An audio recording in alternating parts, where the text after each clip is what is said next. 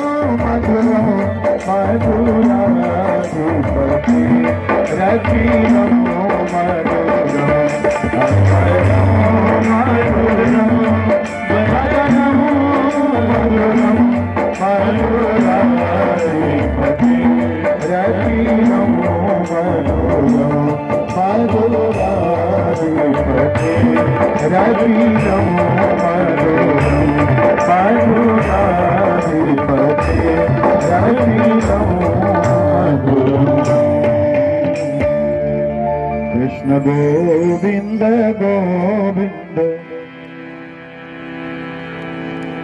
गोपाल कृष्ण गोविंद गोविंद गोपाल राधे गोविंद गोविंद गोपाल राधे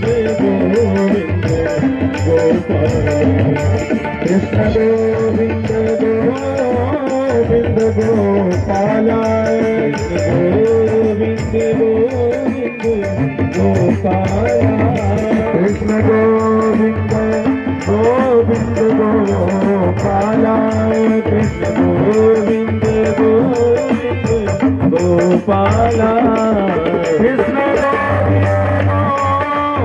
गोपाला कृष्ण गोविंद गोविंद गोपाला गोपाला गोविंद गोविंद गोपाला गोविंद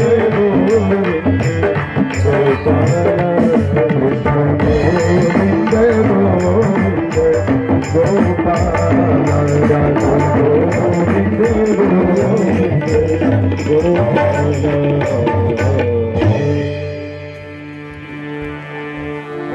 सच्चिदानंद रूपाय विश्वोत्पत्त्यादि Hathaway तापत्रय विनाशाय श्रीकृष्णाय वयं नमः। यं प्रव्रजन्तमनुपेतमपेतकृत्यं द्वैपायनो विरह कातर आजुहावः पुत्रेति तन्मयतया तरवोऽभिनेदुः तं सर्वभूतहृदयं मुनिमानतोऽस्मि। जय जय श्री राधारमण जय जय नवल किशोर जय गोपी चित चोर प्रभु जय जय माखन चोर।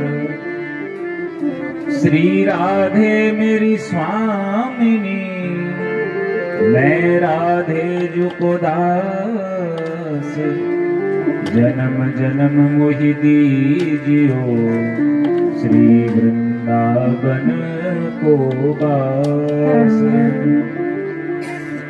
भक्ति भक्त भगवंत गुरु चतुर नाम बपु एक इनके पद वंदन किए नाशहु विघ्न अनेक। बोलिए श्री सुखदेव भगवान की जय।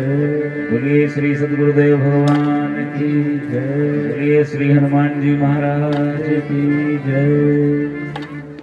परम मंगलमय परात्पर अखिलेश्वर भगवत वांछा कल्पतरु अगाध करुणा वरुणालय पीतांबरधारी गोपिका प्राणवल्लभ गोवर्धनधारी श्री कृष्ण चंद्र स्वरूपा श्रीमद् भागवत शास्त्र को प्रणाम करते हुए आज की कथा में प्रवेश करेंगे।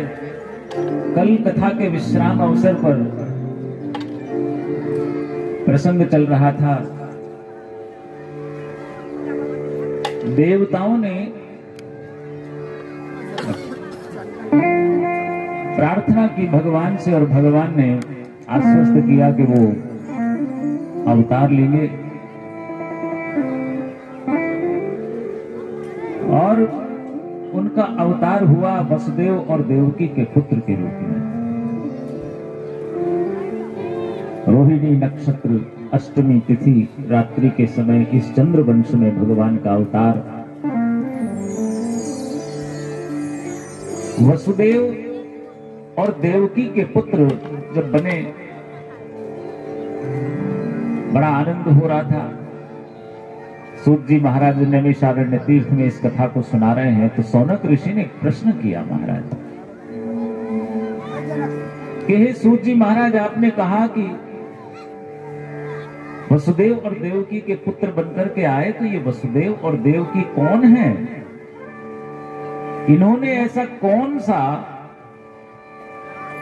तपस्या की, कौन सी आराधना की, ऐसा क्या तप किया इन्होंने कि जो भगवान इनके पुत्र बनकर के आए? तो सूत जी महाराज कहते हैं कि जो वसुदेव है, ये वसुदेव पूर्व जन्म में सुतपा नाम के प्रजापति हुआ करते थे, सुतपा। और ये जो इनकी पत्नी बनी है देवकी, ये देवकी उस जन्म में भी इनकी पत्नी थी जिसका नाम था प्रश्नी।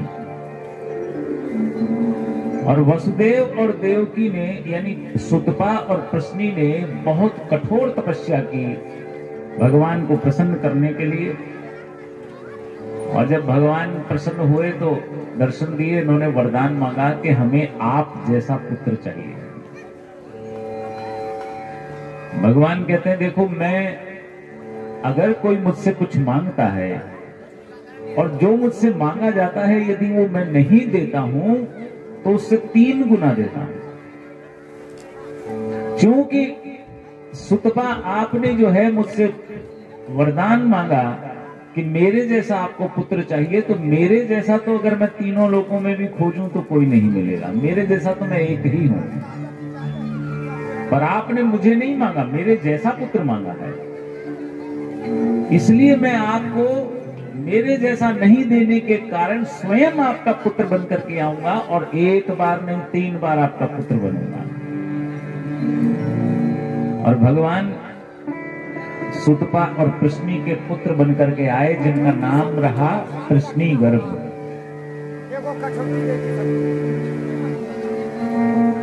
दूसरे जन्म में यही सुतपा और प्रश्नी जो है कश्यप और अदिति बनकर के आए, और इस बार भी उनके पुत्र बनकर के आए, और इस बार वामन बनकर के आए। वामन भगवान के रूप में, उनके पुत्र के रूप में उन्होंने अवतार लिया। और वही सुतपा और प्रश्नी इस तीसरे जन्म में वसुदेव और देवकी बने हैं, और तीसरी बार भगवान कृष्ण बनकर के इनके यहाँ आए हैं। और वहां जब बालक का जन्म हुआ, नंद बाबा के यहाँ पहुंचाया गया। नंद बाबा के यहाँ तो बड़ा आनंद उत्सव महाराज। गोपाः परस्परं दृष्ट्वा दधी क्षीर घृतां बुधि आसिंचन्तो विलिम्पन्तो नवनीतैश्च चिक्षुषुः। खूब वहां पर गोकुल में आनंद हो रहा है। गलियों में दूध दही और मक्खन का कीच मच गया होता है। लोग एक दूसरे के मक्खन लगा रहे हैं, मक्खन बांट रहे हैं, जो भी जिसको मिला वो बांटता है, आनंद से उत्सव गीत गाते मंगल नाचते हुए। चारों तरफ बधाइयां बज रही है। बजत बधाई धुई छाई तीहूं लोकन में, आनंद महर के नचत सुर ताल की। लाला को जन्म सुन देवन आनंद भयो, दुंदुभि बाजे पुष्प वर्षा रसाल की। फूले सब गोपी गोप आनंद उमंगन में, गोपन नवेली सुधि भूल आज काल की। ब्रज चंद भयो जसुदा फर चंद भयो, नंद घर आनंद भयो, जय कन्हैया लाल की।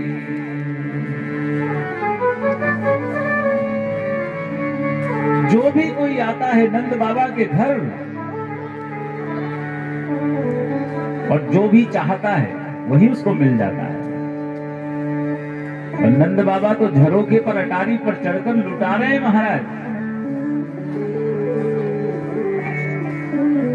एक दाढ़ी का है जिसके यजमान है नंद बाबा, वो कुछ एक दिन बाद थोड़ा देर से आया। दूसरे तीसरे दिन आया होगा महाराज। और वो जब आया तो उसने नंद बाबा को जब अटारी पर लोगों को सामग्री लुटाते हुए देखा, बांटते हुए देखा, तो जोर से बोला, बाबा बधाई हो। नंद बाबा ने कहा, अरे दाढ़ी के, तुम्हें बधाइयों पर तो लगता है तूने आने में देर कर दी है। खैर कोई बात नहीं, फिर भी जो तुझे चाहिए बोल, क्या उपहार तुझे दिया जाए, क्या भेंट की जाए। और वो दाढ़ी का कहता है, मेरे मन आनंद भयो, ब्रजराज ही याचन आयो, अपने अपने मन को मतो कही, सब परिवार पठायो। कि नंद बाबा, मेरे तो यहाँ आनंद हो गए जब हमने सुना कि आपके यहाँ लाला हुआ है, क्योंकि आपके यहाँ लाला होने का मतलब अब मेरी सारी दरिद्रता दूर हो जाएगी। और जब मैं आपको बधाई देने के लिए, लाला को आशीर्वाद देने के लिए जब घर से निकलने लगा, तो घर के परिवार के सभी लोग एक एक करके मेरे समीप आए और सबने आकर के अपने लिए कुछ न कुछ मांगा है आपसे। बोले सबसे पहले तो जब मैं आने लगा तो मेरे पिताजी आ गए कि तात कहो समुझाय राय सो, तू जाय असी शादी जो, अर 200 भैंस दूध मन मन की, मेरे काजे लीजो। कि बोले जब मैं आने लगा तो मेरे पिता मेरे पास आए। दाढ़ी का कहता है कि जब मैं घर से निकलने लगा तो मेरे पिता मेरे समीप आए और मेरे पिता कहते हैं कि लाला, मेरे लिए तो तू नंद बाबा से ज्यादा कुछ नहीं, बस केवल 200 भैंस, और वो भी कैसी, एक एक मन दूध देने वाली। बोले जब मेरे पिता ने अपने लिए कुछ मांगा तो उनके बड़े भैया ताप आछे समुझायो, तिनके जेठे भैया, उनके काजे दीजो बाबा, सुभग 700 गैया। बोले बड़े बेटे ने बाबा अपने लिए 700 हाथी मांगे हैं, पिता ने 200 भैंस, ताऊ ने 700 गैयाएं और बड़े बेटे ने 700 हाथी मांग लिए। अब आप सोचिए कि नंद बाबा का ऐश्वर्य कि उनके दाढ़ी को भी इतनी सारी वस्तुएं चाहिए और वो जानता है कि नंद बाबा देंगे, क्योंकि जिनके यहाँ 9 लाख गायें हों उनके भला किस बात की कमी है महाराज। बोले बाबा जब बड़े ने अपने लिए कुछ मांगा तो छोटा मेरा बेटा जो है बहुत चंचल है, वो मेरे समीप आया, पास आया और आकर के बोला, छोटो सुख चंचल अति मेरो, लाड़ चाव को जोड़ा, वाके काजे दीजो बाबा, 10 हैरासी घोड़ा। छोटे बेटे ने 10 हैरासी घोड़े मांग लिए।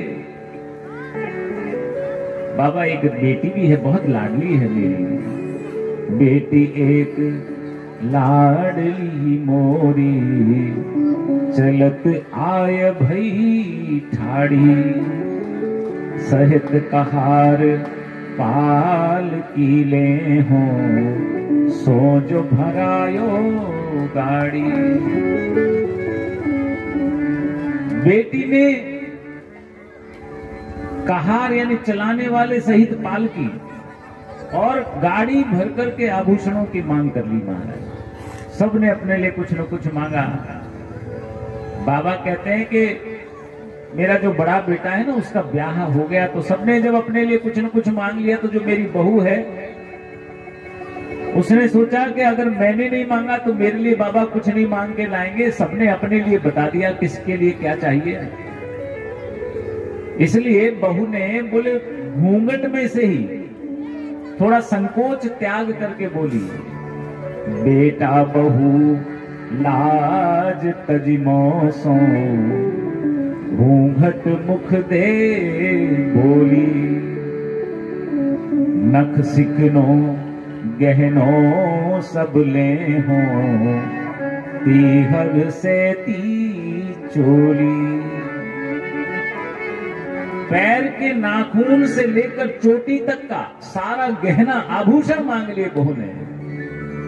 थोड़ा सा संकोच तो क्या, घूंघट में से ही बोली ससुर जी से, बाबा सबने अपने लिए कुछ न कुछ मांग लिया, लेकिन मैं अब आपसे कुछ कहूंगी नहीं तो आप मेरे लिए कुछ मांगोगे नहीं, इसलिए थोड़ा सा संकोच का त्याग करके उसने भी बोले पैर के नाखून से लेकर जो बालों तक चोटी सिर तक जितने भी गहने आभूषण होते हैं और जड़ाऊ से युक्त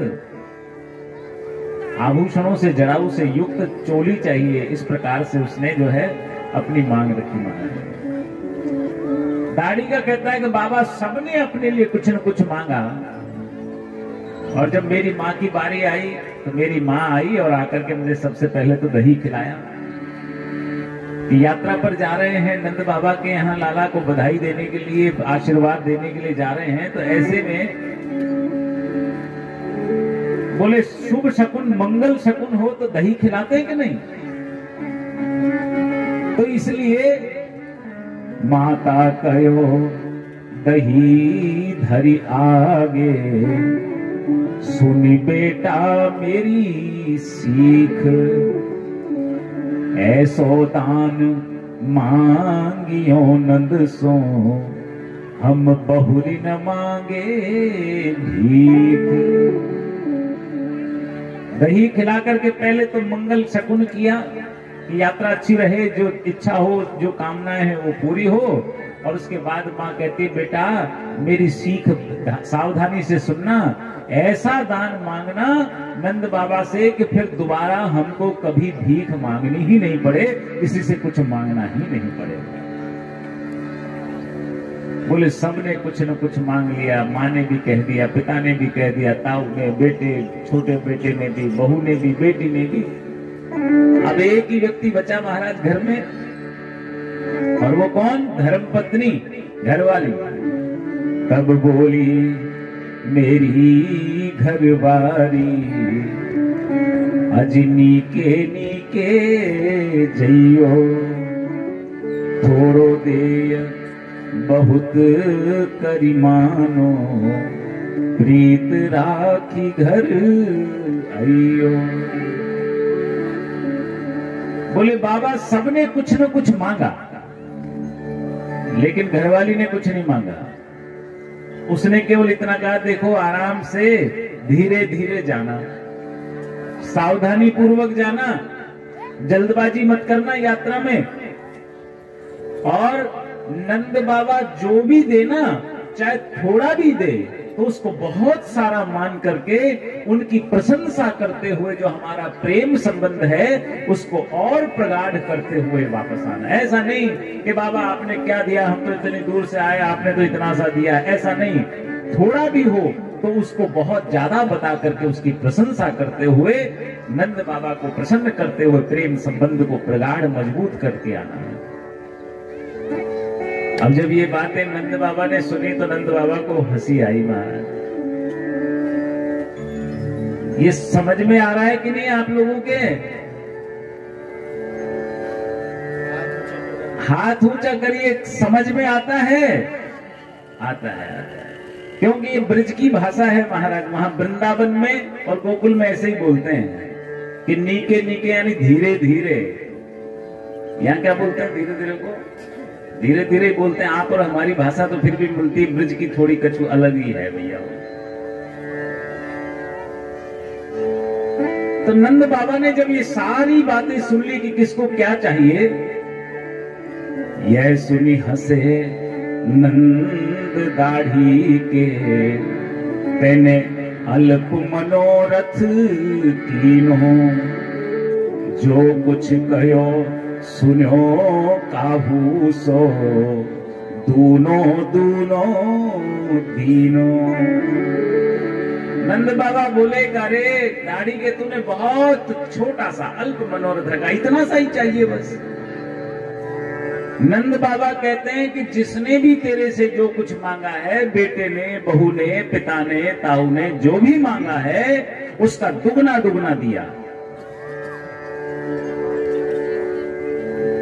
दाढ़ी का प्रसन्न हो गया महाराज, आशीर्वाद देते हुए वहां से चला। इधर नंदोत्सव तो बोले बहुत दिन चलने वाला है। नंद बाबा ने सोचा कि उधर राजा के महाराज कंस के जो कर का टैक्स का समय हो गया जमा करने का, इसलिए सबको कहा भैया तुम ऐसे ही नंदोत्सव का आनंद लेते रहो, बस हम अभी मथुरा जा रहे हैं और मथुरा जाकर के वहां वार्षिक कर चुका करके फिर लौटते हैं। और इधर महाराज जब वो यहाँ तो वसुदेव जी यहाँ वहां नंद बाबा तो गए मथुरा को, वहां वसुदेव जी से भेंट हुई। वहां नंद बाबा के जाने से पहले ही चूंकि जिस बालिका को कंस मारना चाहता था और जो हाथ से छूटकर आकाश को चली गई थी और जिसने आकाशवाणी के द्वारा कहा था कि तू मुझे क्या मारेगा, तुझे मारने वाला गोकुल में जन्म ले चुका है, तब से कंस भयभीत हो गया कि मैं तो इस बालिका को, इस बच्ची को अपना काल समझ रहा था, परंतु मेरा काल कहीं और है। इसलिए उसने तुरंत आनन फानन में सब के सब उसके जो सेवक हैं, नौकर हैं, राक्षस हैं, उन सबको बुलाया। मीटिंग हुई, बोले भैया वो क्या करें। जो राक्षस थे उन्होंने कहा महाराज अब इतने से छोटे से बच्चे को मारने के लिए आप इतने चिंतित हैं, एक काम करिए आप तो पूतना जो है उसको भेज दीजिए, पूतना अपने आप ही सारा काम कर रहे आएगी। और पूतना को महाराज उन्होंने आदेश दिया और पूतना जो है वहां से चल पड़ी। पूतना को आदेश दिया कि 1 महीने पहले जितने भी बालक हुए हैं, जितने भी नवजात शिशु हैं, उन सब का वध कर देना। अब यहां से पूतना प्रस्थान किया, नंद बाबा मथुरा की तरफ चले और इधर मैया हम जो है बहुत लाला को बड़े लाड चाव से स्नान कराती है और उसके बाद जो है उनका श्रृंगार करके पालने में सुला करके उनको पालना झुलाती है।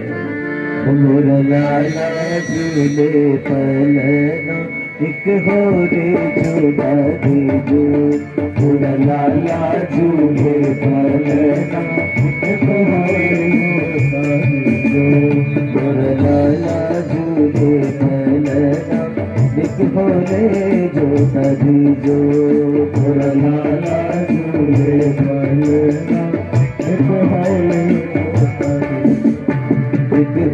रे जोता दीजो, एक धीरे धीरे जोता दीजो,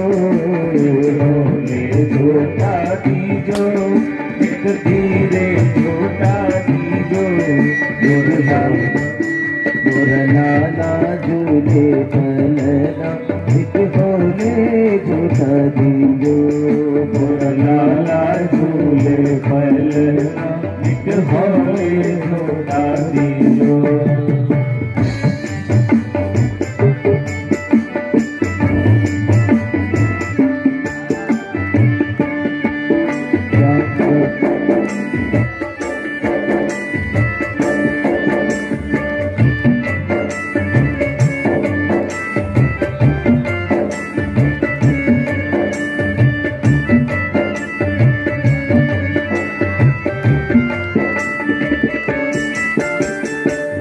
वसुदेव चले गोकुल को, ले वसुदेव चले गोकुल को, ले वसुदेव चले गोकुल, ले वसुदेव चले गोकुल, मार्ग में आ रही जमुना एक होले जोता दीजो, मार्ग में आ रही जमुना एक होले जोता दीजो।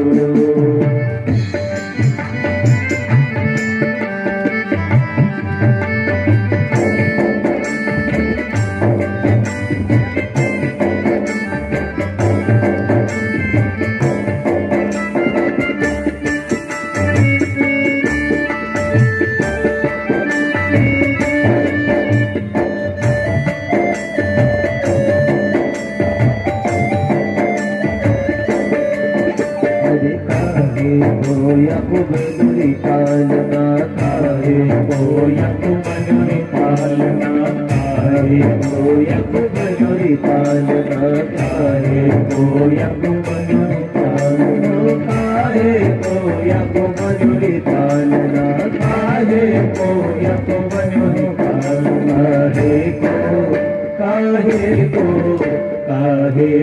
लागे पूतना एक होले झूठा दीजो काहे को लागे पूतना एक होले झूठा दीजो।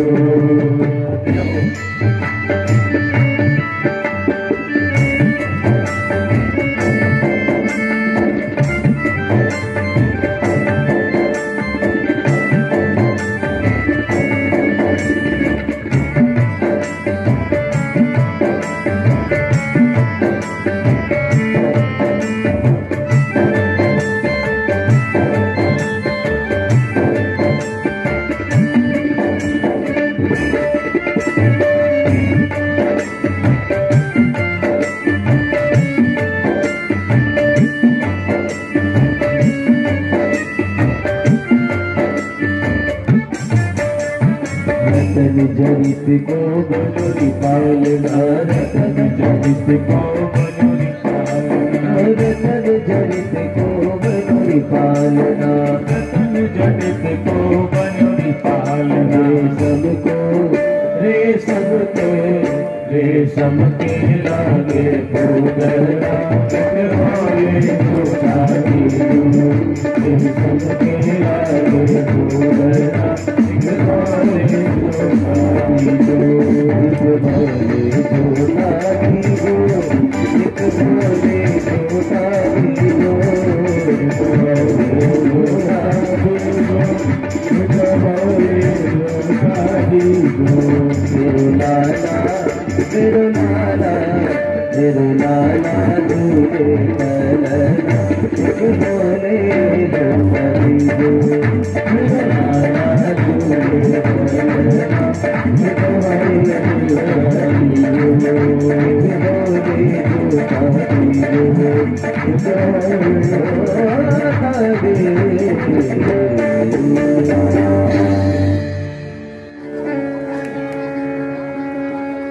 पूतना को भेजा।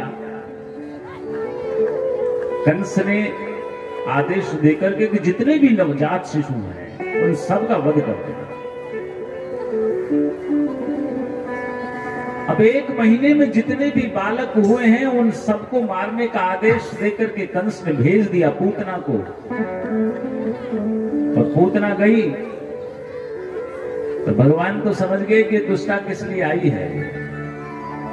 कंसेन प्रहिता घोरा पूतना बाल घातिनी शिशुंश्च चार निघ्नन्ति पुरग्राम प्रजादिषु।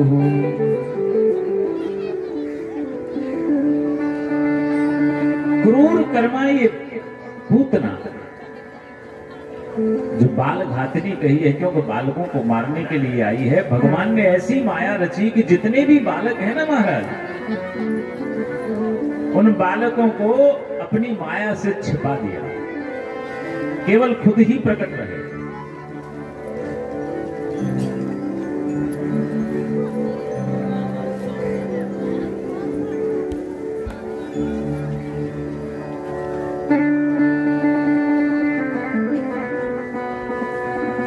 ऐसे में केवल भगवान कृष्ण ही प्रकट रहे, बाकी सब बच्चों को, सब बालकों को छिपा दिया। पूतना ढूंढते ढूंढते जा पहुंची नंद बाबा के घर महाराज। अब नंद बाबा के घर गई तो ब्राह्मणी का रूप धारण करके गई। भीतर लाला कक्ष में पालने में सोया हुआ है और बाहर माता यशोदा रोहिणी जी आदि जो है अपने घर का छोटा मोटा काम कर रही है। और ऐसे में वो ब्राह्मणी बनकर के वो पूतना राक्षसी पहुंची वहां और यशोदा मैया को बोली कि अरे यशोदा बधाई हो। यशोदा मैया ने पूछा आप कौन? बोले मैं तो पास के गांव की ब्राह्मणी हूं, हम मायके गई हुई थी इसलिए हमको आने में देर हो गई, नहीं तो हम उसी दिन आ जाते। आशीर्वाद देने के लिए आई हूं। यशोदा मैया बोली कि ब्राह्मणों का आशीर्वाद तो बहुत ही फलदायी होता है और जाकर के आशीर्वाद देने के लिए भेज दिया। भीतर गई और पूतना को जैसे ही भगवान श्री कृष्ण ने देखा तो भगवान ने उसको देख करके अपने नेत्र बंद कर लिए, आंखें बंद कर ली। लोगों ने इस पर बड़े अनेक अपने अपने भाव से अनेक बातें कही है। किसी ने पूछा कि उस राक्षसी को देख करके भगवान ने आंखें क्यों बंद की, नेत्र क्यों बंद किए? तो अलग अलग संतों ने, अलग अलग भक्तों ने अपनी तरफ से अपनी बात रखी है। एक भक्त कहते हैं कि असल में ये जो पूतना है ये अविद्या है, अर्थात जो माया होती है ना भगवान की, ये माया है। श्रीमद् वल्लभाचार्य जी ने सुबोधनी में इस बात को लिखा है, और भगवान ये चाहते हैं कि ये माया जो है उनके सामने तभी ठहर सकती है जब वो उसको देखे नहीं। अगर भगवान की दृष्टि उस पर पड़ती है तो ये अविद्या उनके सामने ठहर नहीं सकती, और उसको अविद्या को अभी थोड़ी देर के लिए लीला करनी है। तो इसलिए भगवान ने सोचा कि जब तक ये लीला करे तब तक थोड़ी देर में नेत्र बंद कर लेता हूं। एक भक्त कहते हैं महाराज उन्होंने नेत्र इसलिए बंद किए थे क्योंकि ये बालकों का वध करने वाली है, बाल घातनी है, बच्चों की हत्या करने वाली है। इसलिए ऐसी जघन्य कृत्य करने वाली, ऐसी दुष्टा राक्षसी का मुख नहीं देखना चाहिए, इसलिए भगवान ने नेत्र बंद कर लिए। अलग अलग भाव हैं भक्तों के। एक संत कहते हैं कि भगवान ने तो इसलिए नेत्र बंद किए थे कि भगवान नेत्र बंद करके ध्यान कर रहे थे, ये जानना चाहते थे कि ये दुष्टा राक्षसी है और इस जन्म में तो इसने कोई अच्छा काम, अच्छा कोई साधन नहीं किया। तो देख रहे हो, देखे कहीं पूर्व जन्म में ही कोई अच्छा काम किया हो इसने। एक संत कहते हैं कि असल में भगवान ने इसलिए बंद किया था नेत्रों को क्योंकि जब ये आई और ये पूतना जो है अपने स्तनों पर हलाहल विष लगा करके आई थी श्री कृष्ण को मारने के लिए, कि मैं दुग्ध का पान कराऊंगी, दूध की जगह जहर पिला करके उसको मार दूंगी। तो भक्त एक संत कहते हैं कि भगवान ने इसलिए नेत्र बंद किए थे कि क्योंकि भगवान के उदर में, भगवान के पेट में असंख्य कोटि जीव बसते हैं, और ये हलाहल विष लगा के आई है तो वो जीव घबराए हुए हैं कि भगवान यदि हलाहल विष का पान करेंगे तो असंख्य कोटि जीवों के प्राण संकट में पड़ जाएंगे। तो ऐसे में नेत्र बंद करके भगवान उन जीवों को समझा रहे हैं कि डरने की आवश्यकता नहीं है, आप चिंता मत करो। एक संत बड़े सहज भाव से लिखते हैं और कहते हैं कि महाराज उन्होंने नेत्र इसलिए बंद किए थे कि वो नेत्र बंद करके भोले बाबा को याद कर रहे थे, भगवान शंकर को, कि भोले बाबा आपको तो आदत है हलाहल विष पान करने की, आपने तो विष पान किया है, हमको तो आदत नहीं है विष पान करने की, हम तो यहाँ दूध दही माखन मिश्री खाने के लिए आए हैं। इसलिए भोले बाबा ये जो हलाहल विष लगा करके आई, इस विष का आप पान करो और दुग्ध पान हम करके। अभी छठी का दिन था महाराज, 6 ही दिन के हुए थे भगवान श्री कृष्ण, और ये दुष्टाएं यहाँ मारने के लिए पहुंच गई। एक संत कहते हैं कि असल में भगवान ने नेत्र इसलिए बंद किए थे, भगवान ने नेत्र बंद नहीं किए। भगवान के जो 2 भक्त हैं ना, सूर्य और चंद्र, एक नेत्र में सूर्य का निवास है और एक में चंद्रमा का। और भगवान के इन भक्तों सूर्य और चंद्रमा ने देखा कि दुष्टा राक्षसी भगवान के सामने आके खड़ी हो गई है, और भगवान इसको देखे अच्छी बात नहीं, इसलिए दोनों ने नेत्र बंद कर दिए। अलग अलग भाव है। एक संत कहते हैं कि महाराज भगवान ने इसलिए नेत्र बंद कर लिए, वो सोच रहे हैं पता नहीं हमारा भी क्या। 24 अवतारों में 2 ही तो श्रेष्ठ अवतार हुए, एक तो राम का अवतार और एक कृष्ण का अवतार, और दोनों ही अवतारों में सबसे पहले राक्षसी से मुठभेड़ लिखी है। जब राम बन करके आए तो ताड़का से सबसे पहले मुठभेड़ हुई, और जब कृष्ण बन करके आए तो अब ये पूतना आ गई है। कथा में लिखा है असल में ये जो पूतना है ना, ये पूतना दैत्यराज बलि की पुत्री थी पूर्व जन्म में, जिसका नाम था रत्नमाला।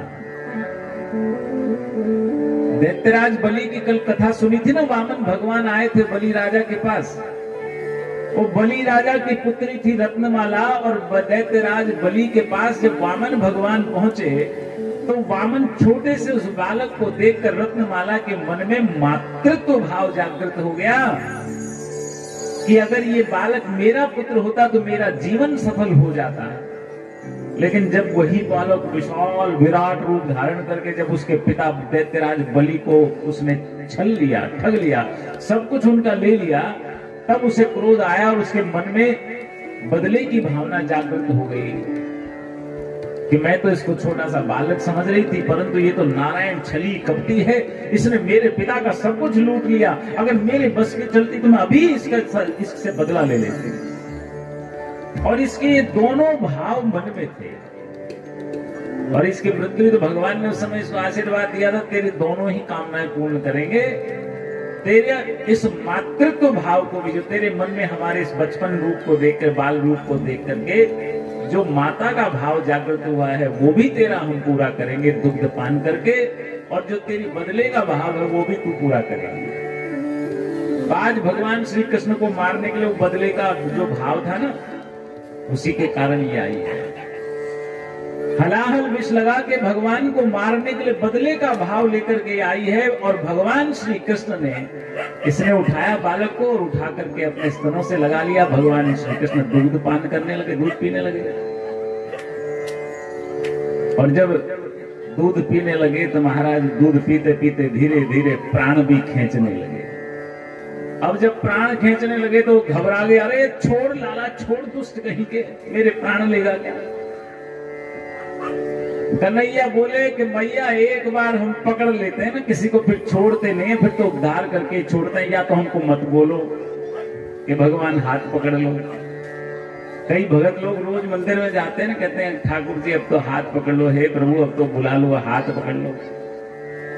तो भगवान कहते हैं कि किसी दिन पकड़ लिया, फिर ये मत कहना कि अभी तो छोड़ो, अभी तो छोड़ो, बाद में पकड़ना। बोले एक बार पकड़ लेते हैं तो फिर उद्धार भला करके कल्याण करके ही छोड़ते हैं। अब ये जब प्राण खींचने लगे भगवान श्री कृष्ण तो घबराई हुई। इसने जो ब्राह्मणी का रूप धारण किया था वो रूप सब माया बंद हो गई और विशाल राक्षसी बन गई और ये भागी वहां से और ये वहां से भागी तो कहते हैं कि एक अवयुत यानी 6 कोस तक दौड़ती रही। अनेक वृक्ष पेड़ पौधे इसके कारण जो है तहस नहस हो गए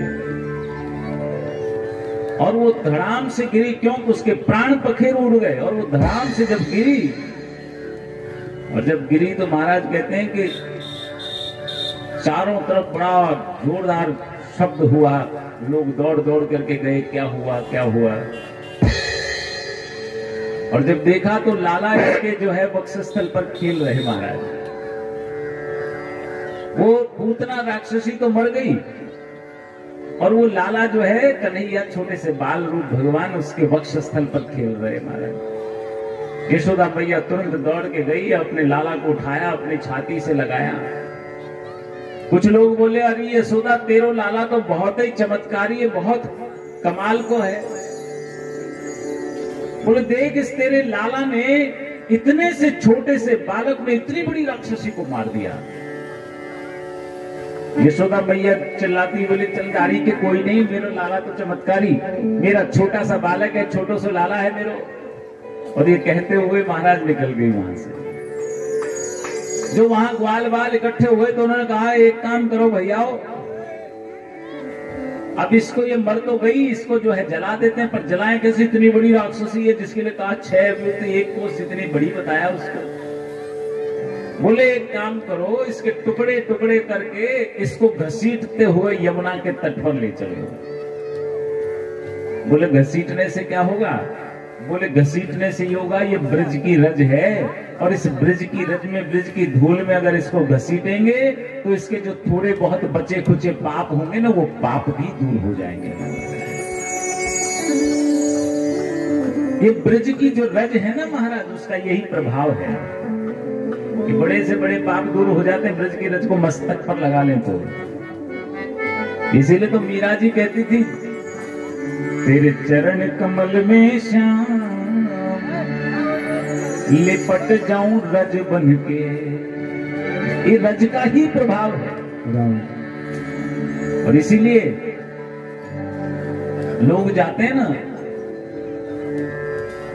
मुक्ति तक, जो है मुक्ति में जो मोक्ष है, जो सबको मुक्त करती है, उसने एक बार गोविंद से पूछा कि मुक्ति कहे गोपाल से मेरी मुक्ति बताए, ब्रज रजपुर मस्तक लगे तो मुक्ति मुक्त हो जाए। मुक्ति ने कहा गोविंद मैं सबको मुक्त करती हूँ, परंतु मेरी भी तो मुक्ति का उपाय बताओ। गोविंद कहते हैं कि यदि मुक्ति ब्रज की रज को यदि तू मस्तक पर और वक्ष स्थल पर हृदय पर लगा लेगी तो तू भी मुक्त हो जाएगी। ये ब्रज की रज का प्रभाव है। और इधर रोहिणी और जसोदा जी जो है लाला को लेकर के सबसे पहले गौशाला में गई महाराज, और गौशाला में जाकर के सबसे पहले गौ माता की जो चरणों की धूल है ना, गौ माता के चरणों की धूल लपेट दी सबसे पहले, और फिर गौमूत्र से स्नान कराया लाला को। क्यों कि बोलो दुष्टा राक्षसी के संपर्क में आया है लाला, इसलिए किसी प्रकार का कोई संक्रमण नहीं हो जाए, इन्फेक्शन नहीं हो जाए। और गौमूत्र संक्रमण रोधी है, बड़े से बड़े संक्रमण को भी दूर करने में सामर्थ्य रखता है गौमूत्र। इसलिए गौमूत्र से स्नान कराया, गौ चरणों की धूल को लपेटा लाला के, और फिर गौ माता की जो पूंछ है ना, उस पूंछ से नजर उतारने लगी लाला की। नजर क्योंकि बोले वो जब राक्षसी मर गई तो बहुत सारे 2-4 लोगों ने ऐसे बोला था तेरा लाला बहुत चमत्कारी है, इसने देखो कितनी बड़ी राक्षसी को मार दिया, तो कहीं ऐसा नहीं हो कि मेरे लाला को नजर लग जाए, इसलिए गाय माता की पूंछ से नजर उतार रही है। कई बार होता है ना, कोई पड़ोसन घर में आ जाए, आपके बच्चे को आज तो बहुत अच्छा लग रहा है, सुंदर लग रहा है बच्चा, तो जैसे ही वो जाएगी 5-7 मिर्ची लेकर के चूल्हे में डाल देती है ना महिलाएं, कि नजर नहीं लग जाए कहीं पड़ोसन की। ये माताओं का अपना एक अलग पुराण है जिसको वात्सल्य पुराण कहते हैं। और यहाँ पर गोद में ले रखा है यशोदा मैया ने, और रोहिणी मैया जो है वो उस पूंछ से झाड़ा लगा रही है। इंद्रियों, मेरे लाला के इंद्रियों की रक्षा ऋषिकेश भगवान करे, भगवान नारायण मेरे लाला के प्राणों की रक्षा करे, श्वेतद्वीप के भगवान मेरे लाला के चित्त की रक्षा करे, भगवान योगेश्वर मेरे लाला के मन की रक्षा करे, और मेरे सोते हुए लाला की हमेशा माधव भगवान रक्षा करे। ऐसे झाड़ा लगाने लगी महाराज, नजर उतारने के लिए। और लाला मनी मन मुस्कुरा रहे हैं, क्योंकि माधव भी हम, योगेश्वर भी हम, हमारा ही नाम लेकर के हमारी ही जो है नजर उतार रही है मैया। वसुदेव जी से मिलने के बाद नंद बाबा जब लौट करके आए, धीरे धीरे समय बीतने लगा। लगभग 3 महीने हुए होंगे, 81 दिन हुए। लाला 81 दिन का हो गया तो एक दिन मैया ने देखा लाला ने अपने आप ही करवट बदल ली। मैया ने देखा लाला ने पहली बार करवट बदली है, अब तो घर में उत्सव होना चाहिए।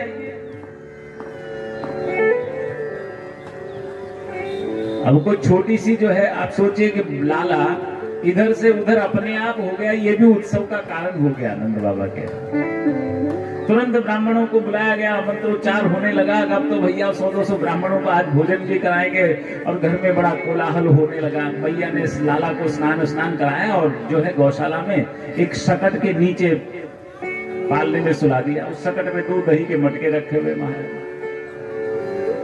इधर तो सब लोग मंत्रोच्चार कर रहे, घर में बड़ा कोलाहल हो रहा, और लाला वहां सोए हुए। उसी समय सकट में एक राक्षस जिसका नाम था सटनासुर वहां उसे देखा, तो लाला ने सोचा कि मैं जोर जोर से रोने लगता हूं तो अपने आप ही जो है ना सकट मामा भाग जाएंगे। परंतु रोने की आवाज सुन करके भी कोई नहीं आया महाराज। ना तो वो सकट मामा भागे और ना कोई आया, क्योंकि घर में तो सब लोग व्यस्त थे। तो ऐसे में अपने चरण कमलों का धीरे से प्रहार किया उस सकट पर। सकट एक गाड़ी होती है जो बैलगाड़ी,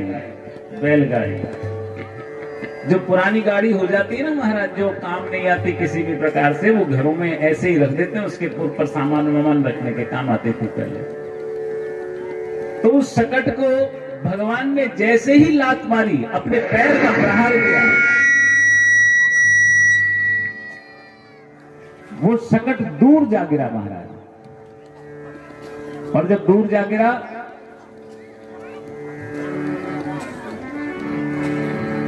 बंद करते ही पूरा ही बंद कर देता, भैया हमारा तो रहने दिया, इनका बंद कर दिया।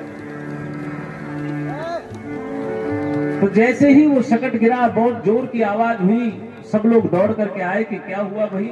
वहां देखा तो सब लोग आश्चर्य में पड़ गए कि ना तो लाला, ना तो यहाँ पर कोई भूकंप आया, ना तेज हवा चली, फिर ये शकट कैसे जो है उछल करके गिरा।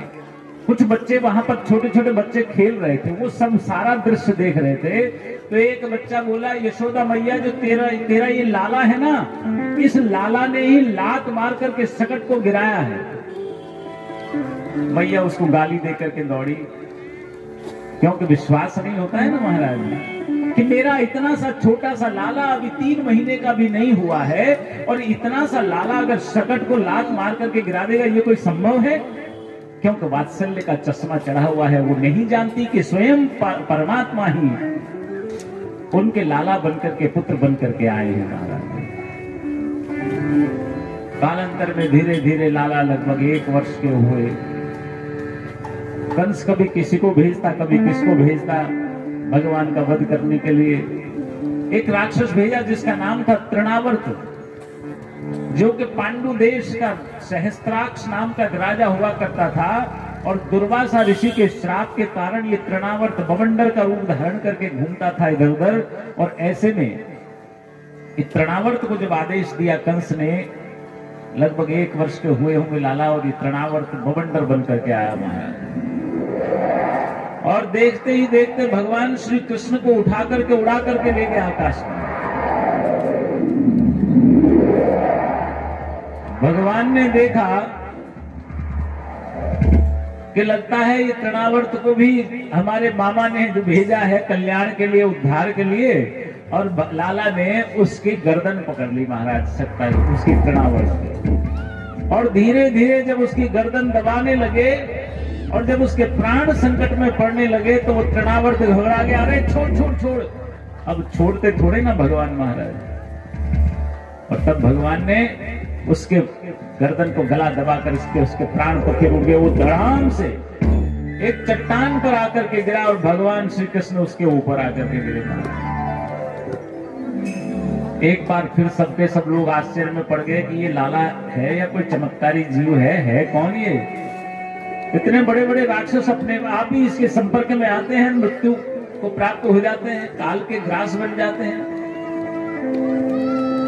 मैया लाला को लेकर के आई इधर। जब बार बार जो है ऐसे संकट होते, परंतु फिर भी ब्राह्मण लोग आते, कभी कोई आते, और आकर के सब लोग आशीर्वाद देते कन्हैया को, लाला को, खूब जुग जुग जियो, हमेशा स्वस्थ रहो, किसी प्रकार का तुम्हारे कोई संकट नहीं आए। मैया को सबको जो है जियो श्याम लाला, जियो श्याम लाला, तेरी पगड़ी रंग का, जियो श्याम लाला, जियो श्याम लाला, पीली तेरी पगड़ी रंग का, जियो श्याम लाला, जियो श्याम लाला, तेरी पगड़ी रंग काला, जियो श्याम लाला, जियो श्याम लाला, पीली तेरी पगड़ी रंग काला। मथुरा से आए नंदलाला, मथुरा से आए नंदलाला, मथुरा से आए नंदलाला, मथुरा से आए नंदलाला। गोपियों से पड़ गया पाला, गोपियों से पड़ गया पाला। जियो जियो जियो श्याम लाला, जियो श्याम लाला, तेरी पगड़ी रंग काला, जियो श्याम लाला, जियो श्याम लाला, खिली तेरी पगड़ी रंग काला।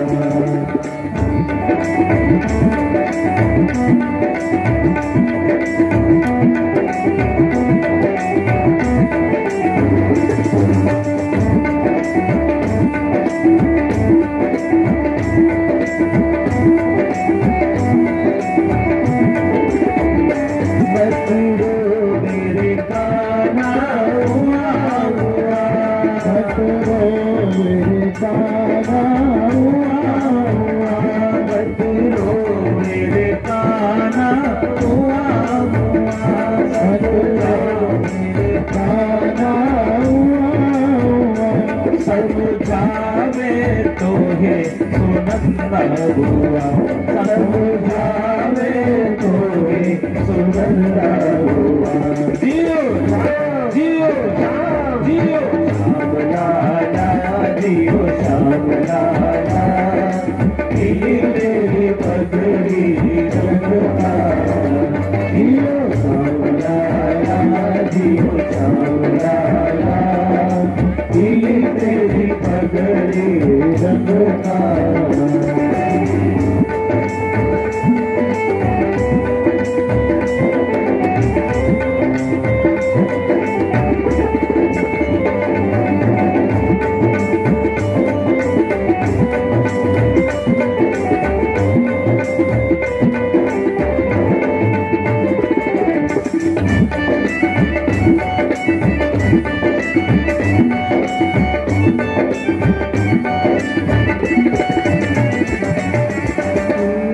जलेबी पूरी लड्डू हुआ, खीर जलेबी पूरी लड्डू हुआ, खीर जलेबी पूरी लड्डू हुआ, खीर जलेबी पूरी लड्डू हुआ।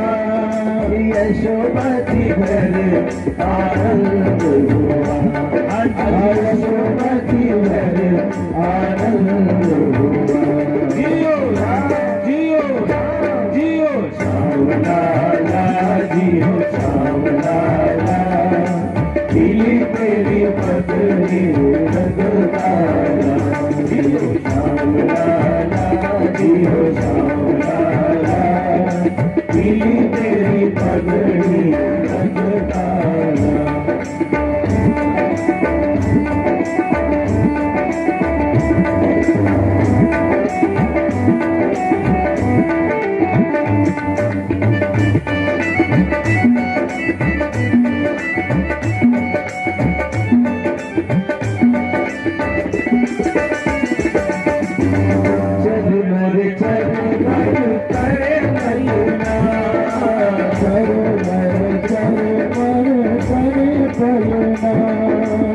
चरमर चरमर करे पलना, चरमर चरमर करे पलना।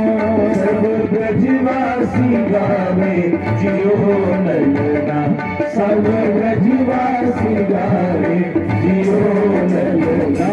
जियो जियो जियो श्याम लाला, जियो श्याम लाला, खिली तेरी पगड़ी रंग काला। जियो श्याम लाला, जियो श्याम लाला, खिली तेरी पगड़ी रंग काला। खिली तेरी पगड़ी रंग काला, खिली तेरी पगड़ी रंग काला। लोग आते हैं, लाला को आशीर्वाद देते हैं। रानी यहाँ यशोदा को, नंद बाबा को शुभाशीष देते हैं, उनको बधाइयां देते हैं, शुभकामनाएं देते हैं। यशोदा मैया कहते हैं कि कान्हा के कारण यशोदा को यश मिला महाराज, परंतु संत लोग कहते हैं कि कान्हा के कारण यशोदा को यश नहीं मिला, यशोदा के कारण कान्हा को यश मिला।